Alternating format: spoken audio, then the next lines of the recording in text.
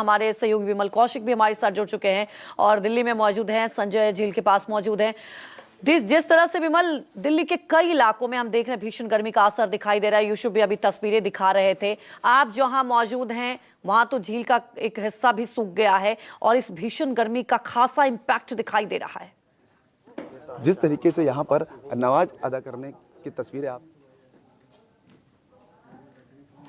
है कि दिल्ली में गर्मी की स्थिति कितनी गंभीर है।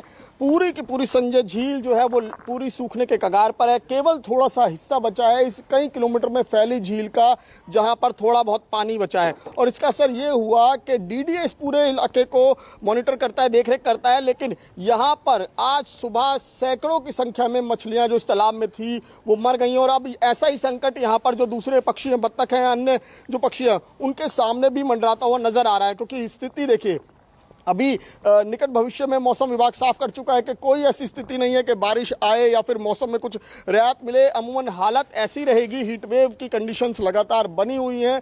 और जिसके चलते यहाँ की मैं तस्वीर दिखा रहा हूँ, जो एक बेहद खूबसूरत पार्क है और सुबह शाम के समय यहाँ बहुत बड़ी संख्या में लोग घूमने आते हैं। लेकिन आज ये तस्वीरें देखकर हर कोई हैरान है। कुछ लोग भी हमारे साथ, हम इनसे बात करने की कोशिश करेंगे कि यहाँ पर वो अक्सर आते होंगे कि किस तरीके से पूरा तालाब दिखता था। और आज देखिए पूरा पानी से भरा रहता था।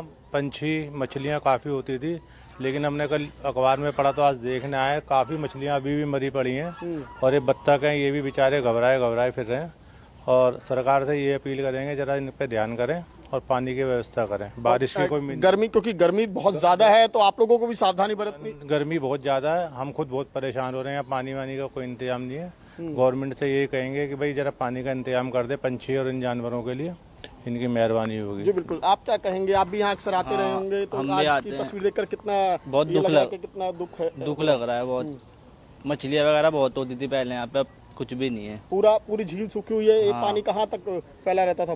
पूरा ऊपर तक रहता था, थोड़ा दूर तक, कई किलोमीटर में फैली हुई है। दूर से दूर तक था।